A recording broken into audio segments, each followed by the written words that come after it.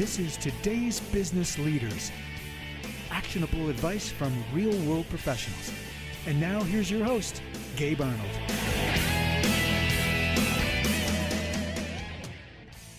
All right, so today on the show I have Wally Carmichael, and he runs a movement called Men of Abundance. And so we're going to talk about that. But to start, of course, we're going to talk about entrepreneurship. So welcome to the show, Wally. Hey, man. Thanks for having me, Gabe. Pretty excited. We were talking pre-show. I was like, man, this is an awesome show I've been listening to the last couple of weeks. I need to get on this guy's show. And then we booked it so long ago. I was like, all of a sudden I get a notification reminder that you're on this cool show. And I was like, okay, that's awesome. That's so cool. Like I said earlier, thanks for telling me that, because of this happens to me periodically, but I was getting on the show and I'm like, shit, I cannot remember where we met. I don't have the slightest clue. So now I'm going to put a question in the form so that people can at least try to remember. But yeah, we've been connected for a little while, and I'm glad you're on. And yeah, I've been booking way out for the show for a while because work is getting crazy busy, which is a good problem overall. Yeah, absolutely. Absolutely. That's cool. Yeah. Well, I'm glad to be here. Yeah, absolutely. Thank you. So to start off, like always, why don't you start just and tell me when you first realized that you were an entrepreneur? Grade school. Yeah. I'm that guy that was literally, selling darn near anything. I mean, I'm the guy that was back in the day. Imagine this, getting in some strange white van with no windows with some dude with other kids in the back, and he would go drop us off in a nice neighborhood because nobody was buying candy and stuff in my neighborhood. That's for damn sure. And drop us off and say, meet me back here at this corner in an hour. I was that guy, and doing stuff, just always doing something entrepreneurial since I was a kid. That sounds cool and scary. There's no way in hell I'd let my kids do some stuff like that these days, man. I know. We used to go out and play in the woods and like run around the neighborhood all day. Like, no cell phones. There was one summer I wasn't home I think I went home like 3 times the entire summer. Otherwise I was out staying at a friend's house or something. Mom, we didn't have cell phones back then. It was just a different time, man. I was a wild child. I was crazy. Wonder I survived this long. So you're getting picked up in unmarked vans and selling candy. No, actually candy door to door in the nice neighborhoods. Take us from there to today. Give us the overview. Well, yeah, I mean, I don't know how far back you're going to go. The bottom line is I'll give the, abridged version. But growing up, in high school, living in a trailer behind another man's house, because at the time we couldn't afford the trailer park until my parents divorced. And then my stepdad, we moved uptown to a trailer park. And then, so I grew up in the southwest area of Phoenix, which is predominantly Hispanic, and for a young white boy with long blonde hair, just gang related, not like LA type gangs, but there were gangs, and it was just a rough neighborhood. I went to Carl Hayden High School, where the movie was filmed, actually about a true story called Spare Parts that George Lopez was in. If you guys ever looked it up, really good, inspiring movie. But that'll give you an idea of where I grew up at. And I was going to college. I gave up a scholarship, quite frankly, a track scholarship, because I didn't want to go to college, but then later ended up going to the same college, spending a lot of money, ran out of money for college. And then I was working 2 full-time jobs, and my uncle was in the Army at the time. I think it was a first sergeant. And he said, join the military. You won't get all the education you want right away, but eventually you'll get education. You'll be able to travel. I said, not no, but hell no. I think a couple more months of working 2 full-time jobs, trying to make money to get back into college. I wanted to get out of the environment I was in that was really toxic. And I just walked into the recruiter's office and said, I want to do this. And they was like, all right. Actually, at first they said, we don't have that slot, but they gave in because I was walking out the door. And I did the military and did 25 years in the military. But even along the way, I was still doing entrepreneurial stuff. Mm-hmm. Heck, I was trying to peddle Amway while I was in Albania, for goodness sake. I mean, I've done a little bit of everything. So, it's just been a crazy, crazy life, man. It's been a lot of fun. I've learned a lot. I've messed up a lot. I've failed a lot. And I think that's why I'm where I'm at today. Yeah. That's why. Well, I haven't served in the armed forces, which thank you so much. That means a lot to me. I appreciate that. My cousin was in the Marines for 20 years. We just had a retirement party for him.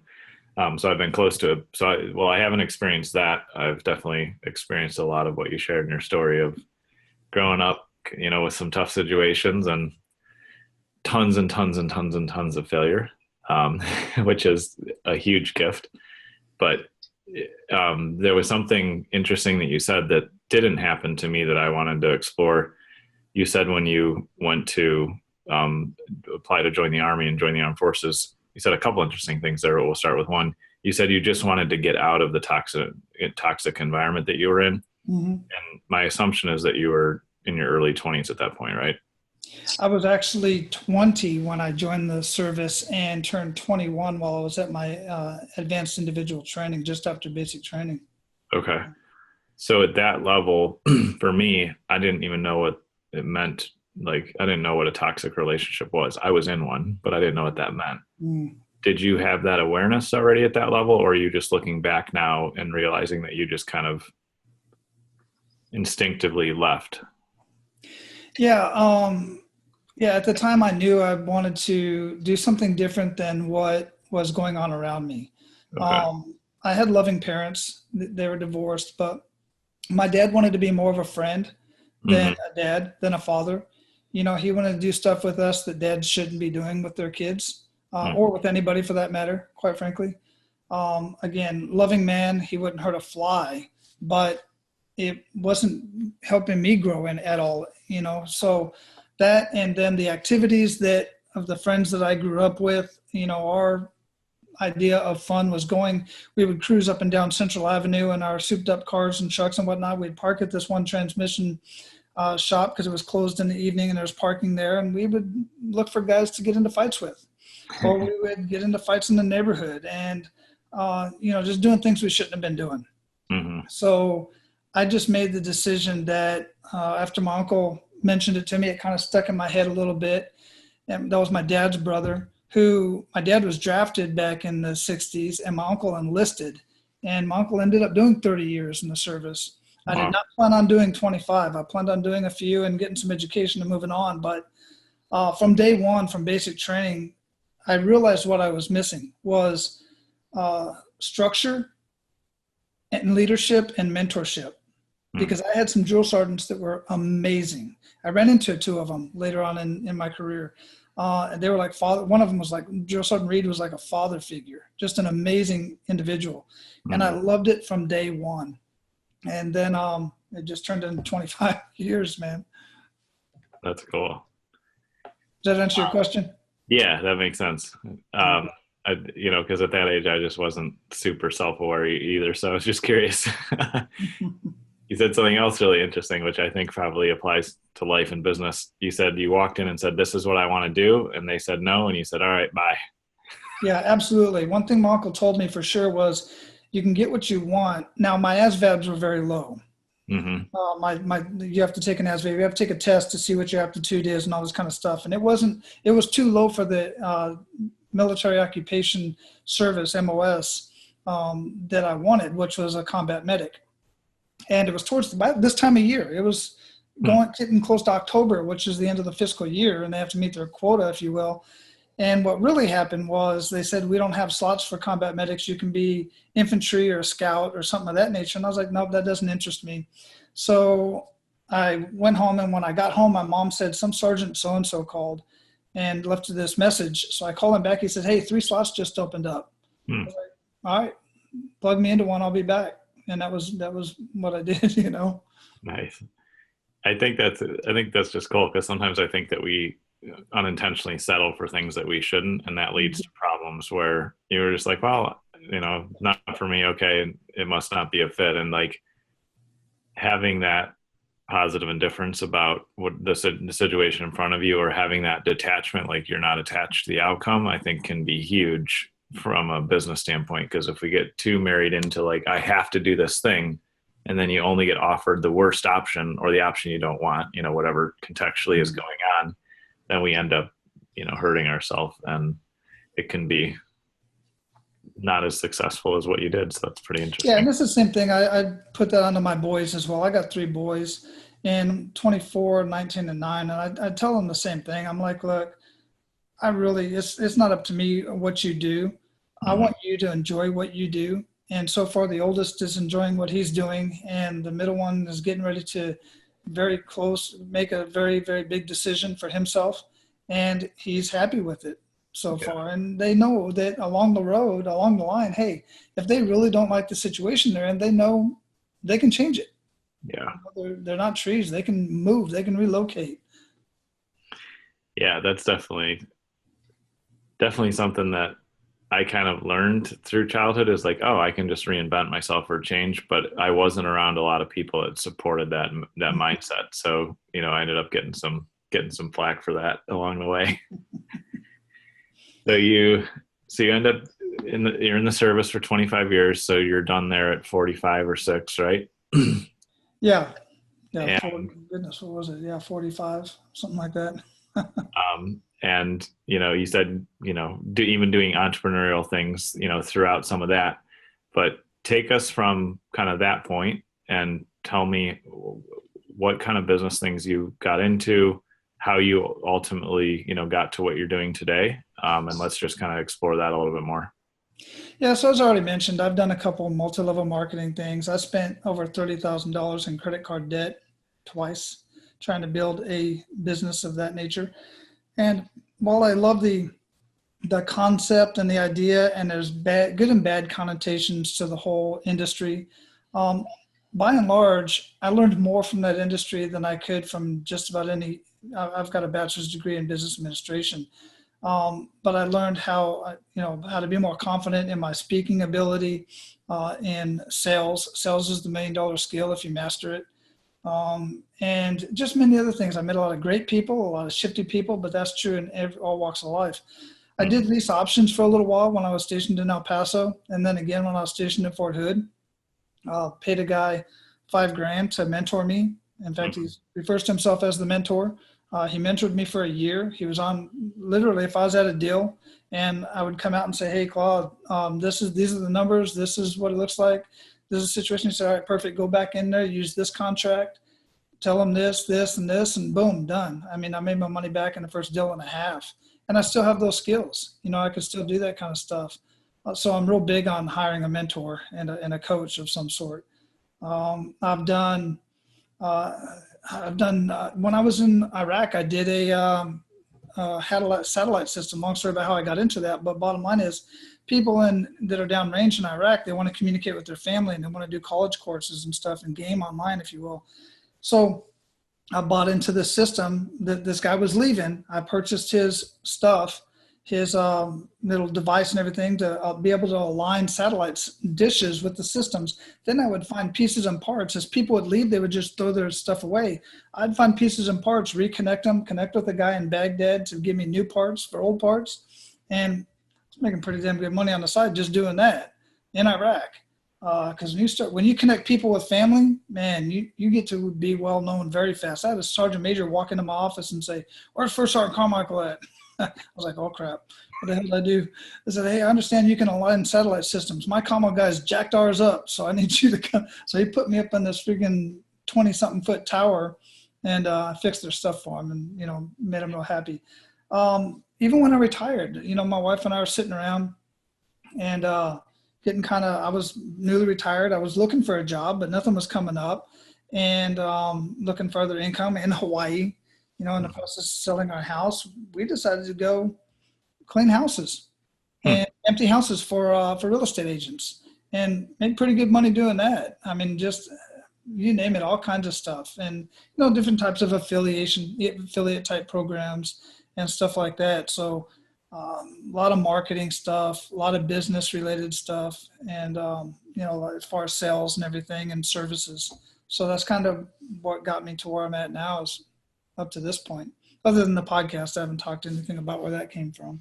Yeah. Very cool.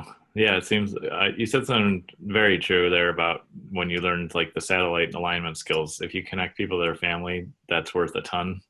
Mm-hmm. That's the secret sauce of Facebook. Yeah. That's all it is. and and Instagram and all that stuff. Like if you can feel connected to other people, then that's worth more than anything else, right?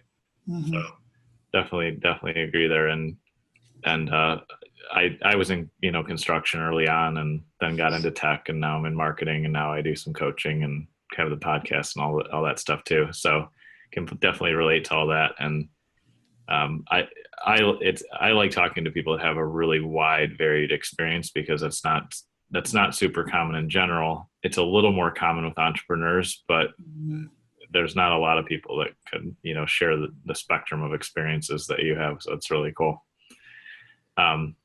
So what led you to what you're working on today with Men of Abundance? What is that about? How did the idea come about? How does it work? Like, what got you to that point? And tell us about kind of who you work with and who you serve, and how that all originated. Yeah. So, it all starts out because all the time I was doing multi-level marketing and all that kind of stuff and everything else. Much of the reason why that stuff didn't work for me at the time, my belief at this point, because of what I know, is I was chasing after money. I was chasing after that 6 and 7 figure income, and there was nothing more to it. There was no service behind it. There was no personal drive behind it, other than making that 6 and 7 figure income and living that dream that most multi-level marketing and most businesses, most people that want to get into entrepreneurship, what they see is sitting on the beach with their laptop. That's the lifestyle. That's what I was chasing. So here I was in Hawaii, in front of my house, on the beach, my son in the water yelling, "Daddy, Daddy, come play." I've got headphones in. I'm wearing my headset. Yeah. Right? I'm listening to a podcast, learning how to make more money. My wife's in the house behind me. And I don't know if it was said on the podcast or her divine intervention or my wife's constant message of, "What the hell are you chasing?" That ringed into my loud and clear into my head. And I realized, here I am sitting on the beach, my kid wanting to play with me in the water. I just get emotional about this, just thinking about it. And I've got a 6-figure income from various sources. And my wife's, I got a beach house. I'm right here. I'm living the dream. I'm here. I've arrived. Yeah. Here I am still trying to figure out how to get there.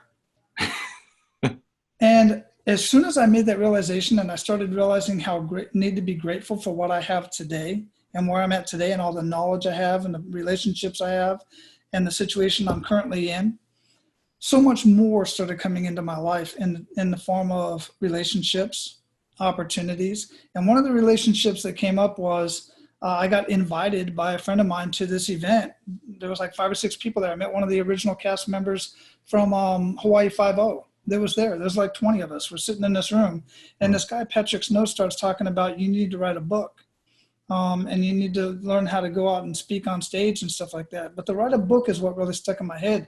And he asked the question, if you were to write a book about yourself, your life today, or if you were to write a book today, what would the title be?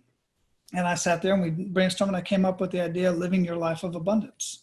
So I started writing this book. Patrick started showing me how to write this book, and it was a biography, and I did not want it to be a biography. So I figured I got to create an audience. I got to talk to people who are living a life of abundance and somehow paying it forward. And that was the premise of the book, really, is that you can live a life of abundance and realize, number one, you are living a life of abundance right now and today. Be grateful for that and see what else happens. And so I started a podcast to create an audience so that I would have a reason to talk to people like Jay Pepizan, the co-author of The One Thing with Gary Keller, David Sanderson, who was the last passenger to get off the plane that landed in the Hudson. Chris Kremitzos, the guy who started podcasting, just all kinds of amazing, wonderful people who are everything from multimillionaires like Timothy Sykes, who wrote $1 million check to Pencils of Promise, to people who are former white supremacists who are now paying it forward. Kristen Picciolini, who now has a program called Life After Hate, and he's helping get people out of the movement. I just talk to people of all walks of life, and I'm gathering their stories And those stories are going to be I've already got that much of the outline down. I've been doing this for 2 years and I should have the book done by now, but I've got over 200 conversations and I think I've got enough for the book now. So that's what I'm doing. And this whole process of starting a podcast so that I can get stories to write a book turned into a coaching business and living a life of abundance, coaching men. And then it evolved into a business and marketing strategy consulting business. Because I realized that most of the people that want to live a life of abundance who also are willing to pay me to do that just happen to be entrepreneurs and business owners. And I figured out what the problem is by and large. So I figured out for one thing that if I can help them with their business, then their family life is going to come into, it's not a balance, there's always a counterbalance, but their family life is going to be improved once they fix their business life and vice versa. Right. It depends on where they're at in life. If I fix their family life, then their business starts to fall into place. And it's just an amazing, beautiful circle that goes around. That's very cool. Yeah, I've had a similar experience with starting the podcast. The podcast is a year old within a few days here. I'll have to go look. And I started it out just like, I want to talk to cool people and help my audience. And you know, that was my only premise. I just wanted to talk to other people and meet other entrepreneurs and share the conversations with my audience. And it has been the most transformative experience of my entire life. It's the best, you know, it's the best idea I've ever had, you know, and this is, to be fair, my third attempt at having a podcast. The first two, I was like focusing on just little snippets of things, or I was doing more monologue style, you know, stuff, which some people are phenomenal at that. I may, I may do that in the future, like just a little short snippet stuff. But the people I have met, the friends I have, the relationships I have now, and like, even like with you and I, like we've been connected on social media, but now we actually have a conversation and now we get to develop a relationship and man, I know that I'll look back in 10 years, 20 years and know that this was the tipping point for everything. Yeah, absolutely, man. The connections that I've made over the last couple of years are unbelievable. And the cool thing about that is when I'm talking to somebody, and I do this all the time, it's what I do more than anything, is when I'm talking to somebody and I'm like, I got somebody you need to talk to. Just happened this morning. Yeah. I said, I got somebody you need to talk to. Based on that situation, whether they're a podcaster, a business owner, whatever. Either I know them directly or I know them indirectly. I'm like between three different people, I'm one person removed from having a conversation with Les Brown. Nice. And about 2 or 3 removed from having a personal conversation with Tony Robbins. Mm-hmm. I mean, you know, and I do want to have a conversation with Les Brown, by the way. If anybody can help me out with that, he's at the top of my list. But I love that guy. But seriously, if I don't, I don't. Great. But all those people have been influenced by those individuals, and I've been influenced by those individuals, and the connections and the relationships are just fun, just amazing, man. Yeah, and it's like, I'm not sure what, if it's like the chicken or the egg kind of scenario, but I have this theory that people that are willing to get on a show on camera, on audio, or like record a show and talk about their life and share what they have, they've done something to get there, or that helps them get there. So they end up being better humans. I'm just going to say it. And so you kind of cut through all the crap and you get to the top of the pile really quickly. Mm-hmm. Talk to people that are really awesome, amazing human beings. And so I don't make $1 on this podcast yet, and I don't care. Someday I might monetize it or do something with it. I'm open to that, but that's not the point. It is hands down the best part of my week. And, it's just phenomenal. Yeah. My podcast cost me a lot of money, brother. It's costing me a lot of money, but I'm okay with it too. I mean, exactly. And the thing about it is people ask me, well, how do you get guests? How did you have a conversation with Jay Papasan?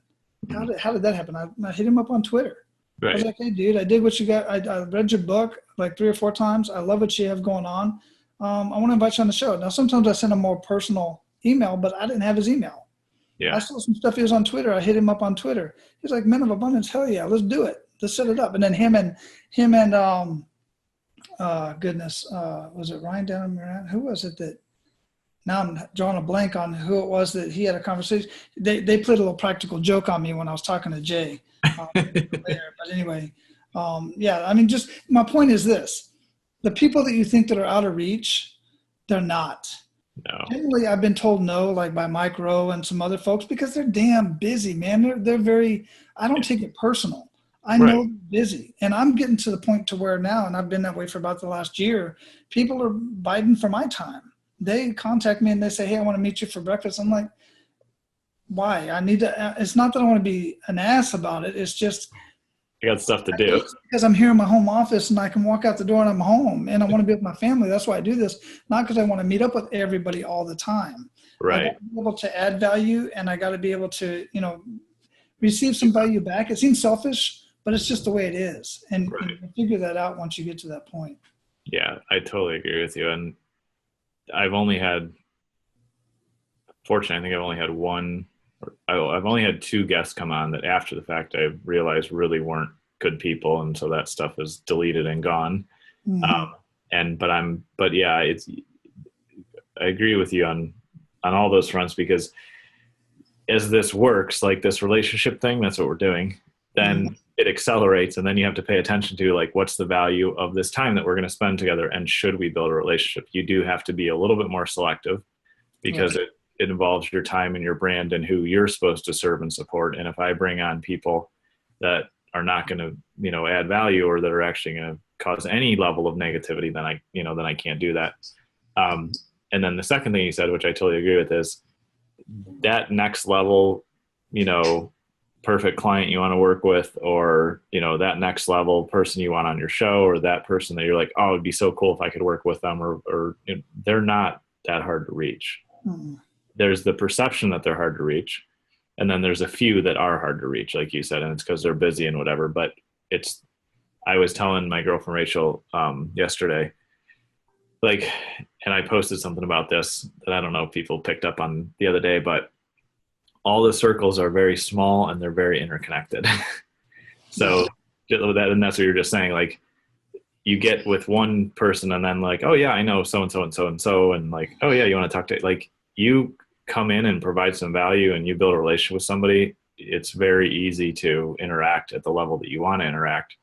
But I think what holds people back is they don't take action, and they don't just tweet the guy or send the email, or like, I've cut straight through to what I call like level 2 influencers, not to Tony Robbins level and like stuff like that. And he's obviously been doing it 5 or 6 decades now or whatever.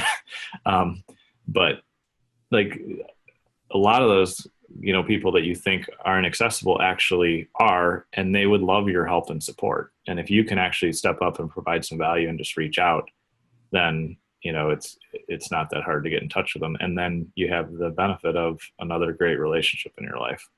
Yeah. One of the quickest routes to a lot of those people that you're talking about like that are to get into masterminds.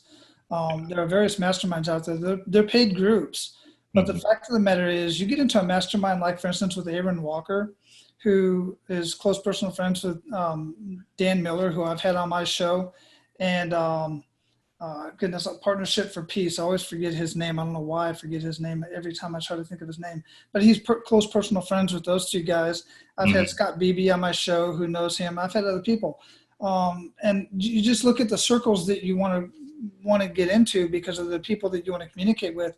Get into those masterminds because they're going to connect you. They already know these guys face to face, and you're much quicker going to get a conversation with those guys when they're introduced to you by somebody that they've known for years. Yeah. And that's good advice too, because if you're paying to be in the mastermind, you're paying to be in the group, you have the right to have that conversation. And people forget or don't understand or aren't aware that there's, at certain levels, you don't have the right to ask or have that conversation because you haven't invested the time or money, and you're clearly not serious. So that's a good point too. And yeah, you're totally right. You get in all those mastermind circles kind of run together too. Yeah. And I just literally had a mastermind. Some of the stuff we're talking about, I had my mastermind just before our conversation. And we normally meet on Mondays, but we both had stuff going on. And we were talking about that very thing. And I connected him with some folks that are going to help him in his cause. And we just had this, it's funny because we just literally just had this conversation about who we can connect each other with. And it was a very fruitful conversation. Yeah, definitely. You shared something a little bit earlier, and you're a little bit farther down the road, so I'd love your input on this because I'm still a young guy trying to learn.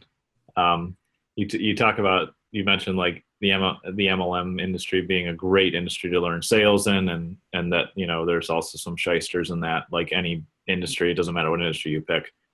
But for you, has there been a way over the years that you've developed your intuition or developed your process in a way that allows you to sniff that out a lot faster? Obviously you get burned a few times and you pay attention a little bit more, but are there specific tactical things that you watch for now when you're playing in a new space and you don't want to get burned or do the wrong thing? Two things. This is where I refer to what I call the curse of knowledge, where sometimes it's just intuitive, based off experience. So one is the experiences, but two, the quickest way to shortcut experiences is what I already mentioned, is mentorships and coaches. Those folks are going to be, if you can have a conversation with a potential client, and before you sign a contract or make a deal, you go and say, hey, I got to confer with my board of executives or whatever the case may be, or, you know, I sit this out type of thing. You go and talk to your mentor, your coach, and they'll tell you straight up. If it's a good mentor, they're going to tell you, look, this isn't on the level, or this seems like a good thing to do. Or they may even tell you, look, this is a brand new experience, man. You need to go through this and experience it. These may be the things you need to look out for along the way. But yeah, just experiences and shortcut experiences with a coach or a mentor. I like that. I never thought about that on the mentorship side, that it is just a short, you get to shorten the learning curve a little bit for sure. Mm-hmm. Is there a specific way that you've vetted out and chosen mentors, or have you just been lucky? Because I think that's another area where there's obviously phenomenal mentors and coaches that you can bring in, but it's somewhere where, you know, in this generation there, you know, I don't intend to be negative towards the millennials, but in the millennial generation, I feel like there's a lot of coaches that aren't old enough to know what the word coach means. That's a very good point. I got a couple of thought processes on that. My first mentor that I mentioned already in real estate, I literally was just looking online and somehow his feed came across my page. I don't know if I Googled something. I wasn't looking for lease options. I didn't know what lease options were. But you know how the internet is. And this was back in 2002, 2003. Early Google. Yeah. And I was just searching on some search engine or something or other, and his name popped up and his copy, and he had a bunch of videos. And he's like, I answer my own phone. I live between LA and Colorado. I'm one of those two places at a given time. I take vacation once in a while in Hawaii. And he was real, and he was just, I watched a couple of his videos, and I did kind of vet him that way, but he was the only one doing that. And I called him. Guess what? He answers his damn phone. Yep. Like on the second ring. Claude Diamond. I was like, damn, okay. So, you know, that was a quick one. But others generally, these days, my most recent coach that I had was Mark Mowenny. And Mark Mowenny's in Canada. And he and I had been listening to his podcast for a while, Natural Born Coaches. And then I had a guest on the show, and I was looking for a coach to teach me how to coach, because this was about the time that people were asking me to coach living a life of abundance. And I said, that's great. I had 3 people. One was a spouse asking me to coach her husband. I was like, I'd love to do that, but I don't know where to start. Let me figure that out, and then I'll get back with you. So I decided to start looking for a coach to teach me how to coach and build a coaching business. Well, Mark teaches you how to build a coaching business and how to get clients right away. So I was kind of on the fence, you know, just listening to his podcast, vetting him out and stuff like that. And then I had a guest on my show, and I mentioned something. He goes, I need to introduce you to Mark Mowenny. He lives like literally right down the street from me. I was like, what? Mark? I know that guy, but I didn't know. So he connected us. I had him on my show, and then I was on his show after, you know, I got through his program and stuff like that. So it does take a little bit of vetting. You got to make sure they're doing what you want to do and they are reputable. Because like you said with the millennials, and what I'll respond to that is, I see people that are relationship coaches that have been married for 3 or 4 years. Okay, I've been married 25 years, and I don't know that I still got it figured out, but I can tell you a thing or two for sure. But to hire a coach, a couple who have been together, who've been married for 3 years and maybe been together a total of 5 years, kind of question that a little bit. But at the same time, in the same breath, I think about how many coaches there are out there who have never done. They coach people to do what they've never done. Yeah. Football coaches, Mm-hmm. baseball coaches, many of the sports coaches. But even look at somebody like Simon Sinek. He's a well-known man on leadership, for instance. One of my favorite books that I like, because he went out and he did the research with military, leaders eat last, which is true. In the Army, we eat last, we let the troops eat first. Great title, catchy, on leadership and stuff. What has he ever led? If you look him up, I mean, nothing against the guy. He's got great knowledge, he's got great information, but has he ever led a large team, a corporate team, or a squad through the streets of Baghdad or Iraq or whatever? Mm-hmm. No, but it's fun. You know what I'm saying? So you really got to look at the content. I wouldn't discount anybody. If they feel that they've got the skills to coach somebody in a specific area, and they've got the social proof and they've got the testimonies to prove it, hey, give it a try. Take a look at them. It might be something. That's a really good example of Simon Sinek, because he's super popular, and I think he adds a lot of value. Mm-hmm. But if we comparatively read one of his books and we read one of John Maxwell's books, big difference. Huge difference. I've sat down with John Maxwell too, not on the show, but I've been in a conference with him. Yeah. That dude stands. I've also seen him on a stage with over 30,000 people. Yeah. And he literally makes you feel like he's talking directly to you. He's just in a chair on the stage, and I'm like, yeah, completely different. Because he embodies who he is. He's done it. He has done it across the board, from churches to organizations to whatever. And that's why I read that and I'm like, I can do that. I trust the guy, and he's been doing it forever. So yeah, that's a good point. I like how you broke it down. That's a much better way to look at it, because my goal in all of that is never to judge where somebody's at, but to be really objective and clear about where they're at, so that I know what I should expect and I know what I should trust. Mm-hmm. Because the basic premise of coaching at the most basic level, right, is I just get to hold a mirror up and you get to look in it. I just have to hold the mirror for you. And that's valuable at a lot of levels, but there's a big difference then when, as a coach, you insert your opinion or you give direction. If you haven't done it, mm-hmm. that's a little dangerous. Yeah. And you got to look at it this way too. If I've never had a chiropractor business, but I can sit down with a chiropractor and I can look at his numbers. I look at his business and I can look at his marketing and his business strategies, and I can see where there's room for improvement, and I can help him or her improve their business. Right. Hands down. Mm-hmm. Because I have the basics and I know what to do and I know how to present it, and I know how I'll sit down with their administrative assistant and say, this is the script. This is how you should be answering the phone based on what your doctor provides. Mm-hmm. Yeah, and that's because you have principle-based experience. Mm-hmm. And you can say, I've done this. I know how this works. It doesn't matter if you're selling a blue car or a red car, you're still selling a car, or, right. Mm-hmm. Yeah, so I totally agree with that. And then obviously, I assume you would agree, if there was a coach that was a chiropractor first and moved into business coaching, that would be a better coach for a chiropractic business than you. Right. Theoretically, all things being equal. Generally speaking, because the problem with, I recently talked to a chiropractor. In fact, his wife has had 7 different businesses. He's a chiropractor. She's a business builder. Yeah. So they got a perfect match there. But a chiropractor's great at what he does. A plumber's great at what he does. An electrician's great at what he does. But most of them don't do business very well. They're still technicians. Very well. They don't do business very well. Yeah. They're great electricians or whatever their skill is. But that's why they need to bring somebody else in to show them how to set their business up, and basically kind of put it on a little bit. I wouldn't say completely, just let it coast along on its own, because you can't do that. You always got to keep up with the market, but it'll be a lot easier. Yeah, absolutely. And I have a business coach and mentor that I've been working with I've known him since I was like 10 years old. So when I started doing business at like 16, I started going to him for business advice, and he still to this day, coaches me.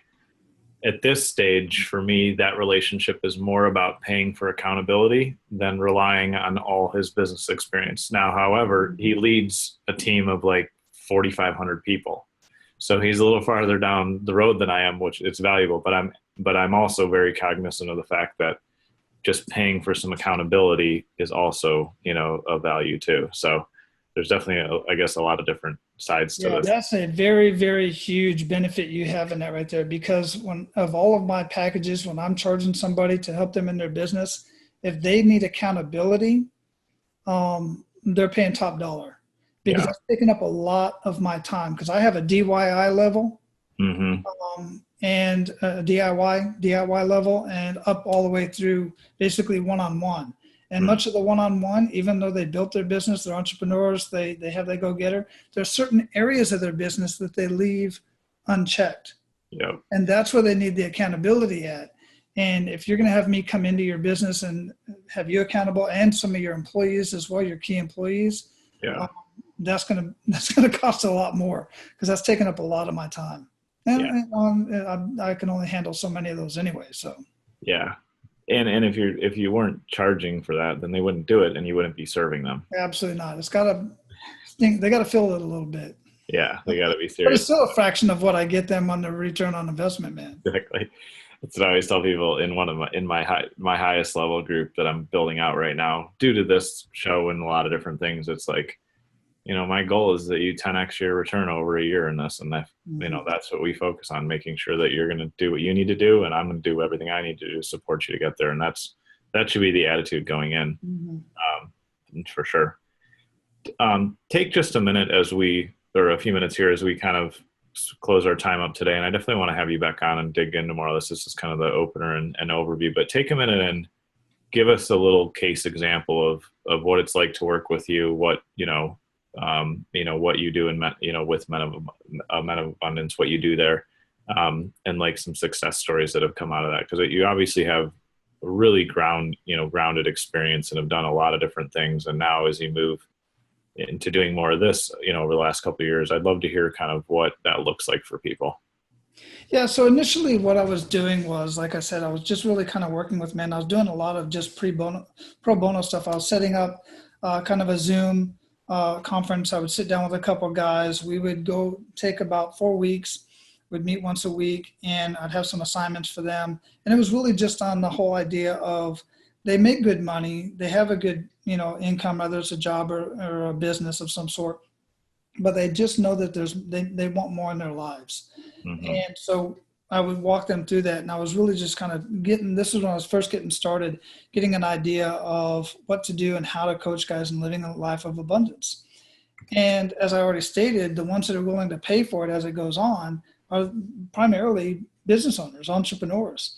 So what I did was I took it to the next level. One of my mentors told me that, look, that he's the one that made me realize that most of my people that are willing to pay for this are entrepreneurs. And then what is their biggest problem? Where's the biggest sticking point? And they always talk about their business, which if they're talking about their business more than their family, that's clue number one, or that's a clue.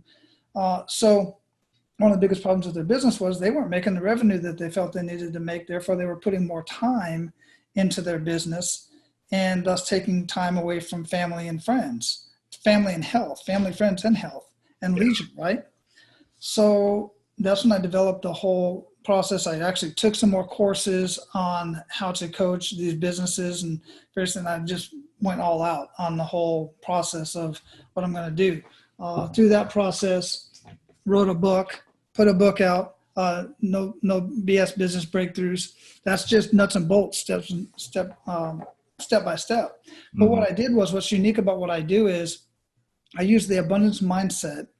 I listen to when I talk to them, I ask a lot of questions, and I listen to their reply, and I listen to their self-doubting verbiage that they use. I can go on and on about all the different types of words that they use that are clues to part of the problem, because 90%, some will say 70, 80, somewhere in there, take your number, but a very large percentage of being successful in anything in entrepreneurship is, let's say 90% mental, like you tell yourself, and the rest of it is skills. Yeah. Because the skills, I can show you step by step what the skills are, but if you don't have the right mindset going into it, I'm going to have a better result than you are doing the same exact thing with the same amount of capital, marketing capital, and so on and so forth.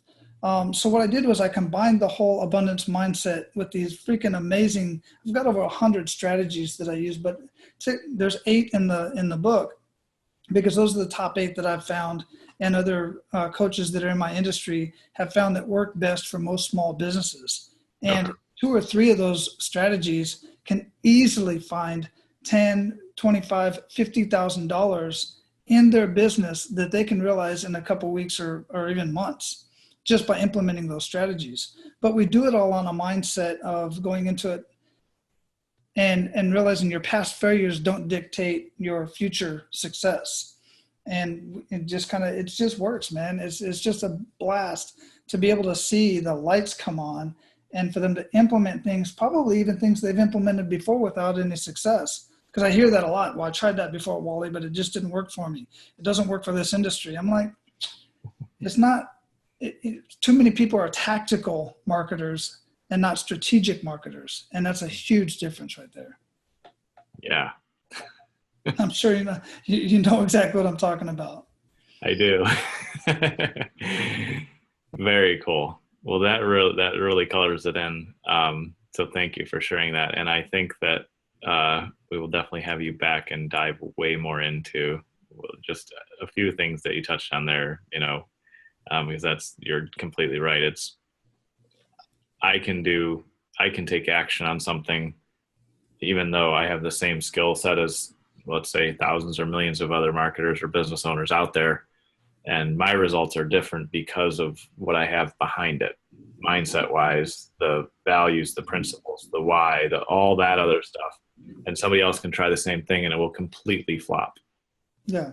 I totally agree with that. Awesome. Well, we could probably go on for hours and hours, but we're gonna kind of wrap things up here. So if anybody wants to check out what Wally's doing, I put the link there in the chat below, and it'll be in the description too, in the show notes. So you guys can check that out. It's menofabundance.com. You can check out what Wally's up to and connect with him. Is that the easiest place to get a hold of you if they want to reach out to you?